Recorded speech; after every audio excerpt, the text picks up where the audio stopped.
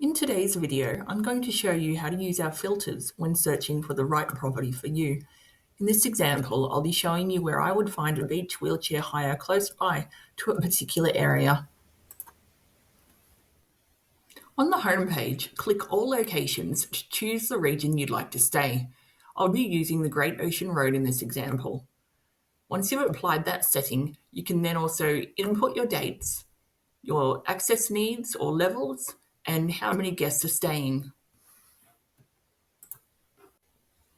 Now you've chosen your location, you can now filter your search by clicking the filter button. In this example, I'll be looking for a property in the Great Ocean Road area with beach wheelchair hire nearby. You could also choose other options as a property with a commode, a high-low electric bed, a ceiling hoist, and many other options. Click the options you'd like to have, show results, and then search.